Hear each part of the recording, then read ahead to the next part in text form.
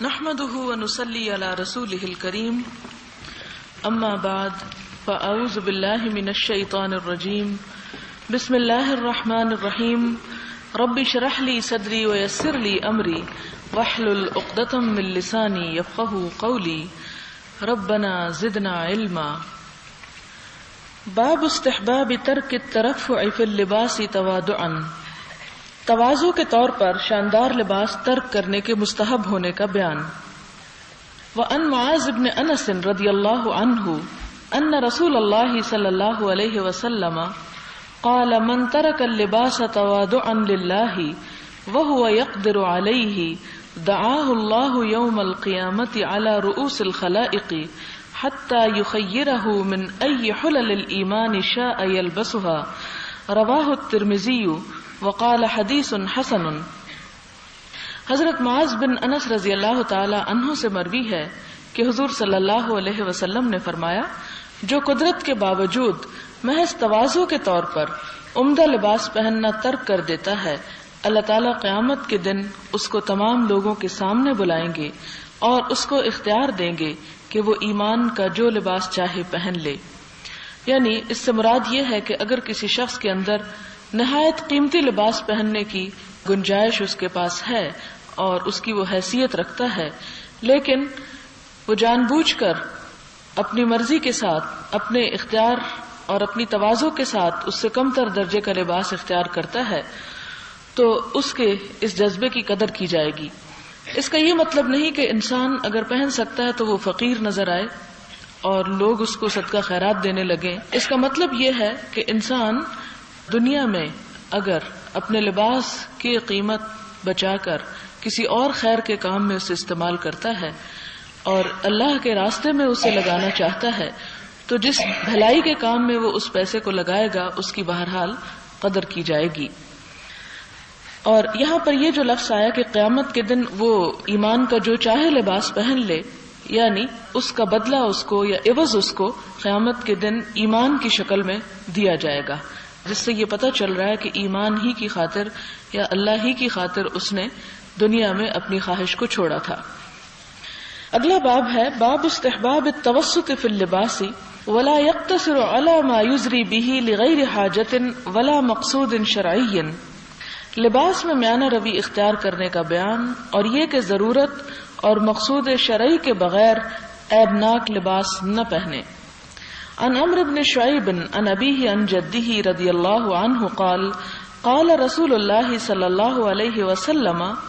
ان اللہ يحب ان يرى اثر نعمته على عبده. رواہ الترمذی وقال حدیث حسن. حضرت عمرو بن شعیب اپنے باپ سے اور وہ اپنے دادا رضی اللہ تعالی عنہ سے روایت کرتے ہیں، فرمایا حضور صلی اللہ علیہ وسلم نے فرمایا، اللہ تعالیٰ پسند فرماتا ہے کہ اپنی نعمت کا اثر اپنے بندے پر دیکھے. یعنی اللہ تعالیٰ اگر کسی کو مال کی نعمت عطا کرتے ہیں تو وہ جان بوجھ کر فقیر نظر نہ آئے، بلکہ اس مال کو استعمال کرے، اس نعمت کا اظہار کرے، جیسا کہ قرآن پاک میں بھی آتا ہے فَأَمَّا بِنِعْمَةِ رَبِّكَ فحدث. تمہارے رب کی نعمت کا جہاں تک تعلق ہے تو اس کا اظہار کرو، کیونکہ نعمت کا اظہار تکبر کے بغیر، یعنی تکبر کے ساتھ سخت ناپسندیدہ ہے، لیکن تکبر کے بغیر نعمت کا اظہار بھی پسندیدہ ہے اور وہ شکر ادا کرنے میں شامل ہے. اگلا باب ہے باب تحریم لباس الحریر علی الرجال وتحریم جلوسهم علیہ واستنادهم الیہ وجواز لبسہ للنساء.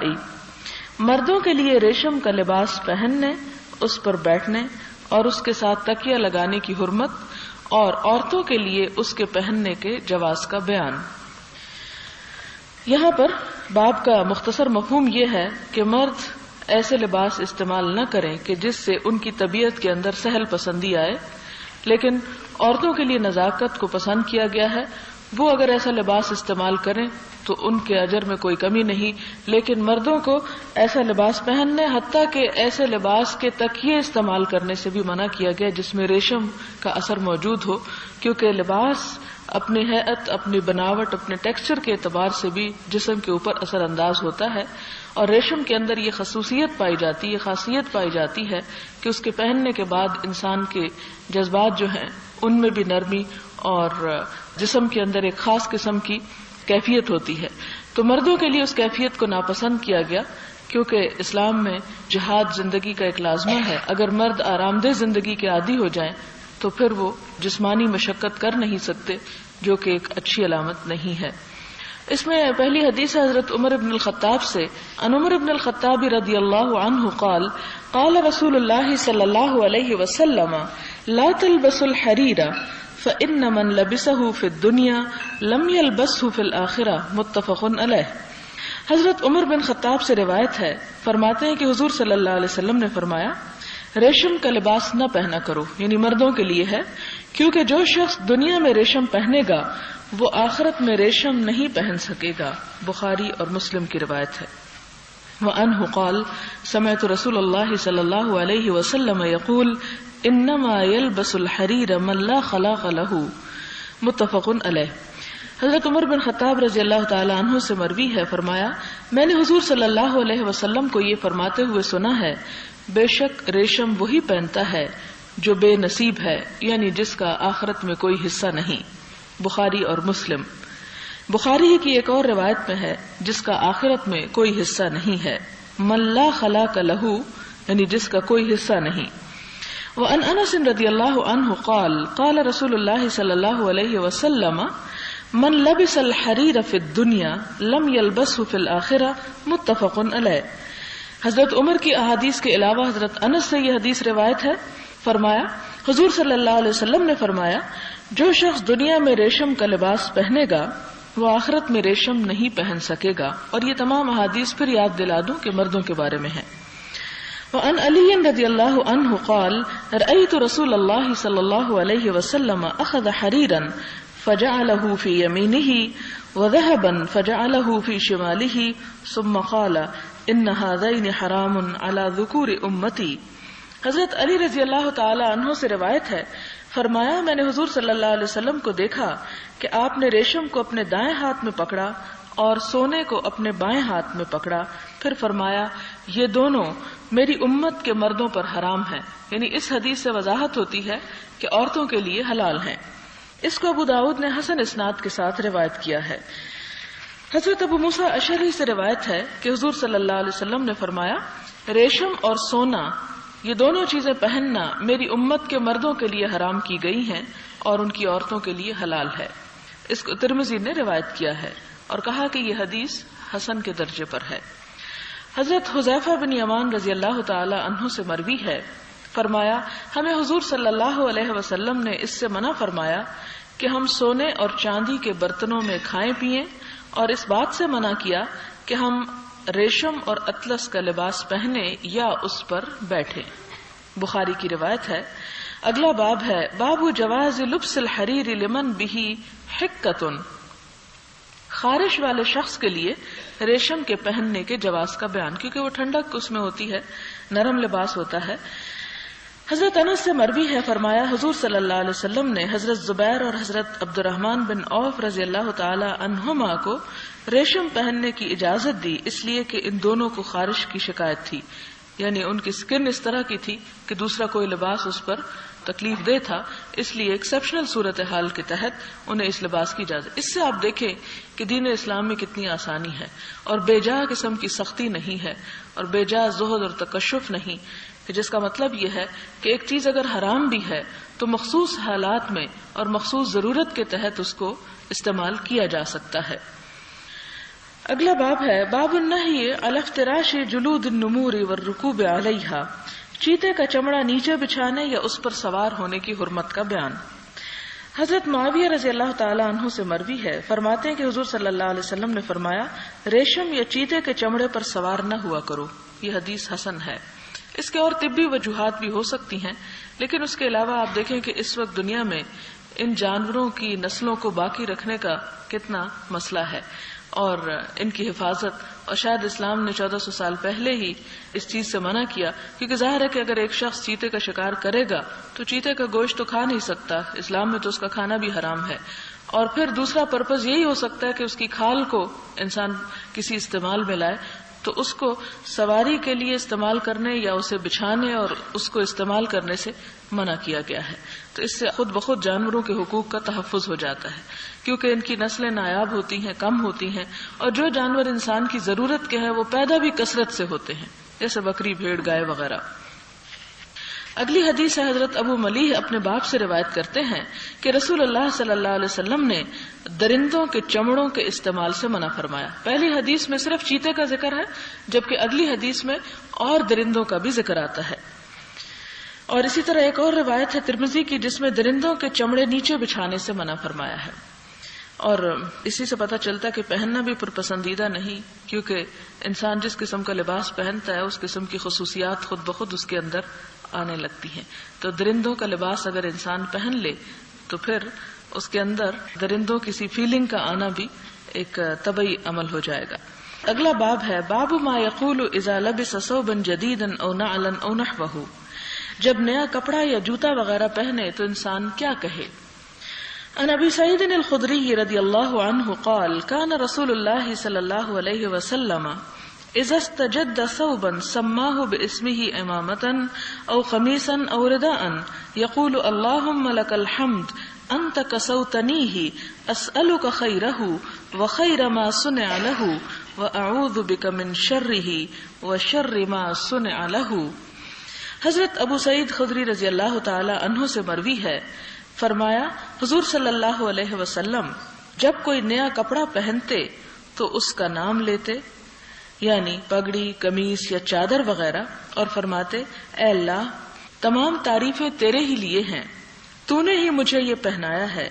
میں تجھ سے اس کی بھلائی طلب کرتا ہوں اور اس چیز کی بھلائی جس کے لیے یہ بنایا گیا، اور میں اس کے شر سے تیری پناہ مانگتا ہوں، یعنی اس لباس کے شر سے اور اس چیز کے شر سے بھی جس کے لیے اس کو بنایا گیا.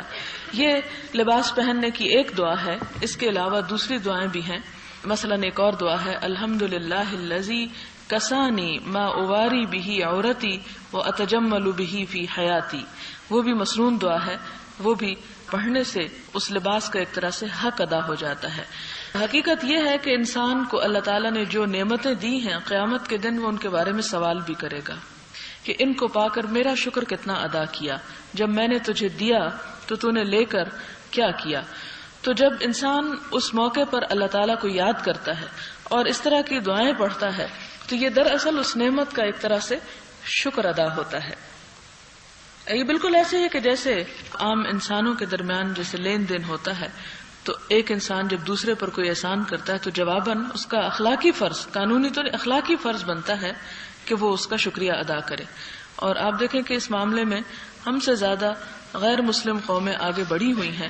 خصوصاً اردو اس معاملے میں بہت ہی پیچھے ہے کہ اس میں شکریہ کے الفاظ بڑے اجنبی قسم کے لگتے ہیں. میں ایک نو مسلم کا پڑھ رہی تھی تو اس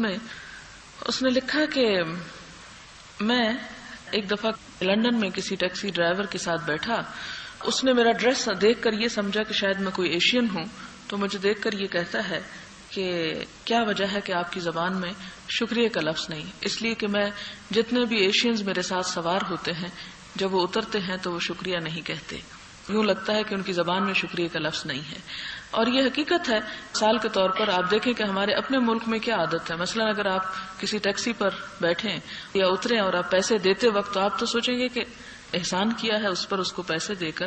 حالانکہ اس کا بھی ہم پر احسان ہے کہ اس نے ہمارے لیے ایک آرام فراہم کیا.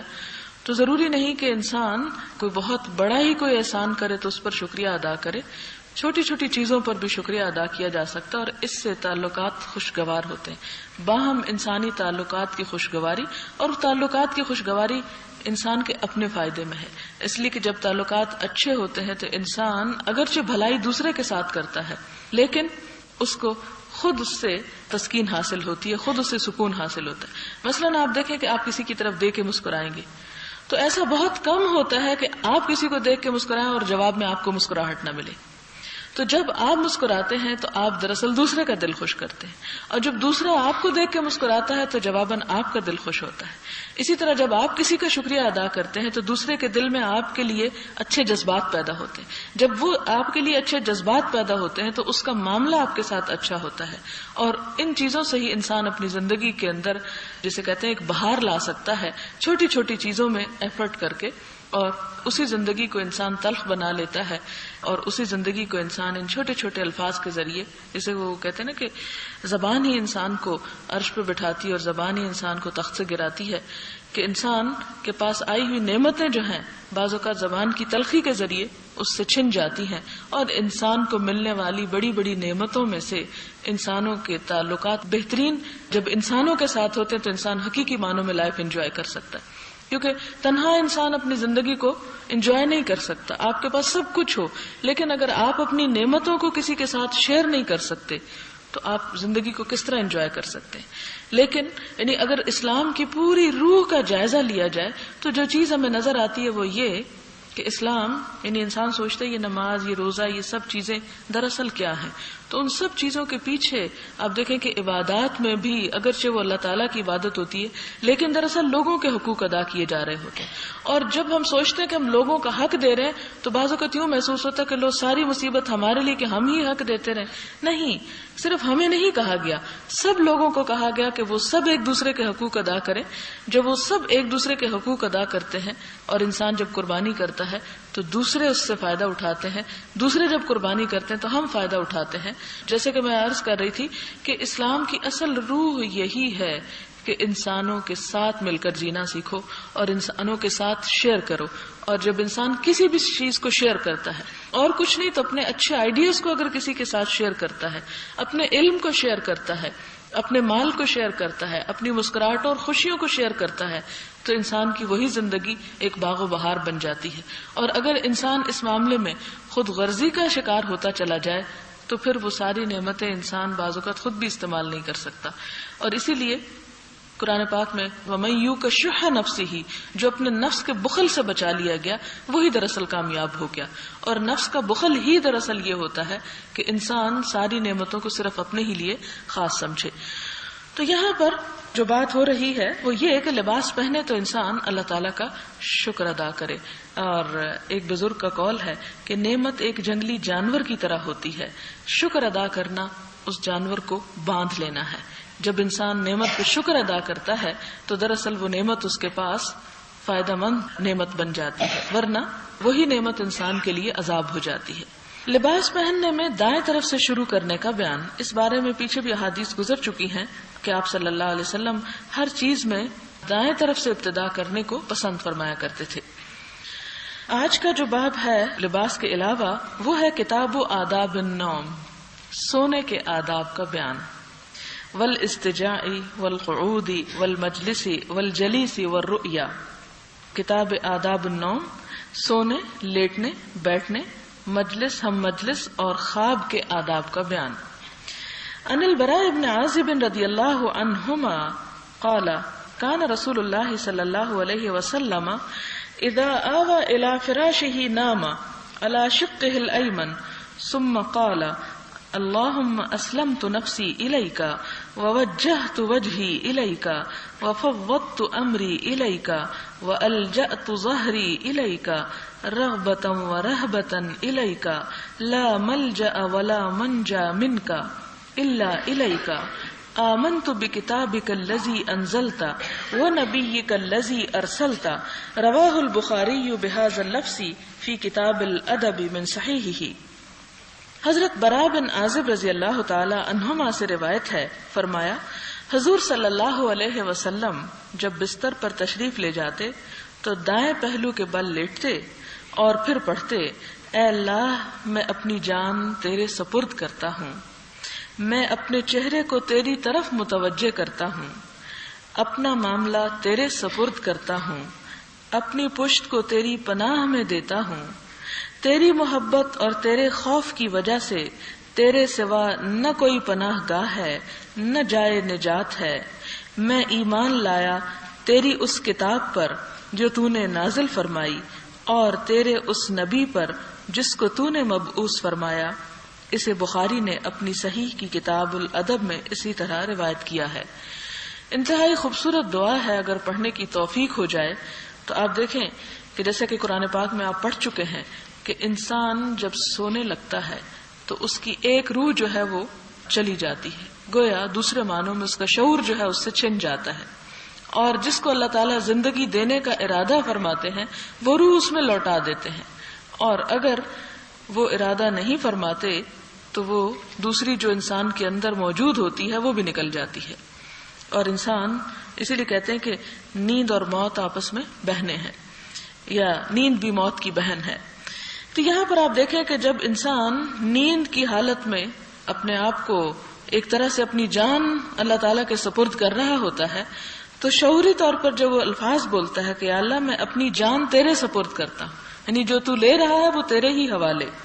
میں اپنے چہرے کو تیری طرف متوجہ کرتا ہوں، یعنی سب دنیا کو چھوڑ کر تیری ہی طرف رجوع کرتا ہوں، تو گویا ایک طرح سے انسان اللہ تعالیٰ کی رحمت کو پکارتا ہے.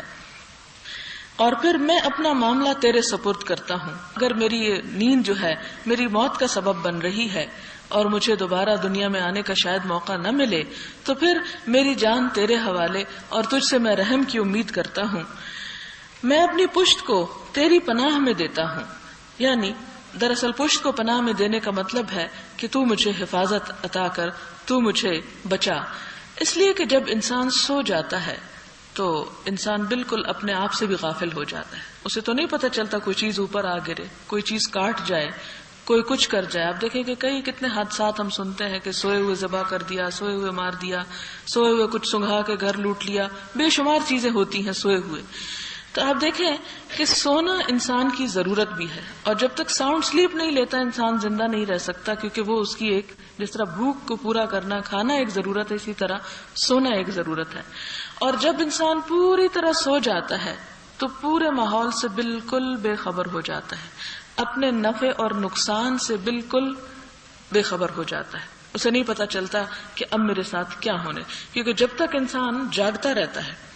تو اس وقت تک انسان اپنا بچاؤ کرتا ہے، لیکن جب سو جاتا ہے اس کا سب اعضاء ڈھیلے پڑ جاتے ہیں تو اپنا بچاؤ نہیں کر سکتا. اس پہ کچھ بھی مصیبت ٹوٹ پڑے، خدا نہ خواستہ کوئی بھی تکلیف آ جائے تو وہ کچھ نہیں کر سکتا. جیسے کہ قرآن پاک میں بھی آتا ہے قُلْ مَن يَكْلَؤُكُم بِاللَّيْلِ وَالنَّهَارِ مِنَ الرَّحْمَٰنِ، کہ کہو کون تمہاری نگہبانی کر رہا ہے رات کو اور دن کو رحمان سے. یعنی اگر رحمان تمہیں سوتے ہوئے میں پکڑ لینا چاہے تو کون ہے جو تمہیں بچا لے؟ کوئی بچا نہیں سکتا، کوئی کام نہیں آ سکتا. تو اس لیے جب سوتے وقت انسان یہ دعا مانگتا ہے کہ یا اللہ میں اپنی پشت کو تیری پناہ میں دیتا ہوں، یعنی میں تیری پناہ میں آتا ہوں، میں تیری حفاظت میں آتا ہوں، تو دراصل انسان اپنا آپ اللہ کے حوالے کر کے تو نیند جیسی غفلت میں بھی بے فکر ہو کے سوتا ہے، بے خوف ہو کے سوتا ہے. ادروائز اس کو ایک پریشانی ہوتی ہے کہ نہ جانے میرے ساتھ کیا ہو جائے، اور ہو بھی سکتا ہے. پھر اس کے بعد فرمایا تیری محبت اور تیرے خوف کی وجہ سے، یعنی میں ایسا کر رہا ہوں، یعنی صرف خوف ہی نہیں ہے میرے اوپر لاحق بلکہ تیری محبت بھی ہے کہ دوسروں سے کٹ کر میں تیرے ہی طرف آنا چاہتا ہوں، تجھی سے پناہ چاہتا ہوں. اور پھر آپ دیکھیں کہ کتنا بھی کوئی عزیز ہو، کتنا بھی کوئی محبت کرنے والا کیوں نہ ہو، کوئی یہ نہیں کر سکتا کہ جب آپ سو رہے ہوں تو وہ کھڑا ہو کر آپ کی نگرانی کرتا رہے یا آپ کی حفاظت کرتا رہے کہ آپ کے ساتھ کیا گزرنے لگی ہے، آپ کو کیا ضرورت ہے. کیونکہ بعض اوقات آپ دیکھیں کہ نیند کی حالت میں انسان اگر اچانک ہڑبڑا کے اٹھتا بھی ہے اور بعض اوقات آپ کو شدید پیاس بھی لگی ہوتی ہے لیکن ہمت نہیں پڑتی کہ آپ اٹھ کے پانی بھی پی لیں. اور پھر اسی طرح آپ دیکھیں کہ ماں جیسی ہستی کو اپنے بچے سے کتنا پیار ہوتا ہے. ایک ماں ایسی ہوتی ہے کہ جب بچہ پیدا ہوتا ہے اور جب تک بچہ انڈیپینڈنٹ کچھ نہیں ہوتا تو ماں کی نیندیں حرام ہو جاتی ہیں، وہ پوری طرح جم کے سو نہیں سکتی. سوتے ہوئے میں بھی اس کے ہاتھ اپنے بچے کو ٹٹول رہے ہوتے ہیں اور سوتے ہوئے بھی اس کا آدھا دھیان جو ہے وہ اپنے بچے کی طرف ہوتا ہے. اور پھر اللہ تعالیٰ تو 70 ماؤں سے بڑھ کے پیار کرنے والا ہے. جب وہ حفاظت کرتا ہے انسان کی اور ہر آفت سے بچاتا ہے اسے سوتے ہوئے، تو پھر وہ دراصل اسی کا کرم ہے اور اسی کی رحمت ہے. اس لیے فرمایا کہ یا رب میں تیری محبت اور تیرے خوف کی وجہ سے تیری طرف اپنا رجوع کرتا ہوں اور تیری حفاظت میں آتا ہوں کہ تو مجھے نیند کے شر سے بھی بچا لے. کیونکہ سوتے ہوئے تو انسان کے باقی سینسز تو کام نہیں کرتے، حتیٰ کہ جو چھونے کی حص ہے وہ بھی بعض اوقات بالکل ختم ہو جاتی ہے، اور کچھ کاٹ جائے یا کچھ تو بعد میں جب ڈیپ قسم کی اگر تکلیف ہو اندر کے جسم کے، پھر جا کے محسوس ہوتا ہے. چھوٹی موٹی چیز تو پتہ بھی نہیں چلتی کہ ہوا کیا. بعض اوقات آپ اٹھتے ہیں اور آپ دیکھتے ہیں کہ آپ کے جسم میں کوئی سوجن ہے یا کچھ، تو آپ کہتے ہیں مجھے سوتے ہوئے کچھ کاٹ گیا ہے. حالانکہ اگر جاگتے ہوئے کاٹتا آپ کو تو آپ کو پتہ چل جاتا اور آپ سے کاٹنے نہ دیتے. لیکن یہ دعا پڑھنا جو ہے دراصل اس غفلت کے عالم میں اپنے آپ کو ہر طرف سے محفوظ کر لینا ہے. تو آپ یوں بھی کر سکتے ہیں، اس کو اتنا حصہ فوٹو کاپی کرا کے اس کو کاٹ کے اپنے بیڈ کے ساتھ یا رکھ لیں دراز میں یا کہیں چپکا لیں چند دن کے لیے ٹیپ کے ساتھ، اور کچھ دن آپ پڑھیں گے تو آپ دیکھیں گے کہ خود بخود یاد ہو جائے گا. پھر اس کے بعد مزید فرمایا میں ایمان لایا تیری اس کتاب پر جو تو نے نازل فرمائی، یعنی اپنے ایمان کی انسان سوتے ہوئے تجدید کرتا ہے، اور تیرے اس نبی پر جس کو تو نے مبعوث فرمایا، یعنی کتاب اور رسالت. اب سوال یہ پیدا ہوتا ہے یہ کیوں نہیں کہا میں آخرت پر ایمان لایا، کیونکہ نیند تو مرنے سے مشابہ ہے. آخرت کی بات نہیں کی، تقدیر کی نہیں کی، ملائکہ کی نہیں کی، صرف دو چیزوں کی، ایک کتاب اور ایک سنت، کہ اسی پہ میری زندگی ہے اور اسی پہ میری موت ہے. پھر اس کے بعد اگلی حدیث ہے ان براء ابن عازب رضی اللہ تعالی عنہما قال قال لي رسول الله صلی اللہ علیہ وسلم اذا اتيت مضجعك فتوضا وضوءك للصلاة ثم استجع على شقك الايمن وقل.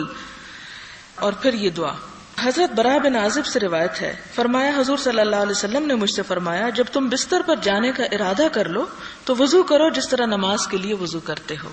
اور پھر اپنے دائیں پہلو پر لیٹو اور یہ الفاظ پڑھو. اس کے بعد یہی الفاظ بتائے جو اس دعا میں ہیں. وضو کی سونے کے وقت فضیلت اس لیے ہے کہ انسان پاکیزگی کی حالت میں جب سوتا ہے تو برے خوابوں اور برے وساوس اور شر سے محفوظ رہتا ہے. اور ایک طرح سے وضو دراصل پاکیزگی اور طہارت جو ہے وہ اللہ تعالیٰ کے قرب کا ایک ذریعہ ہے.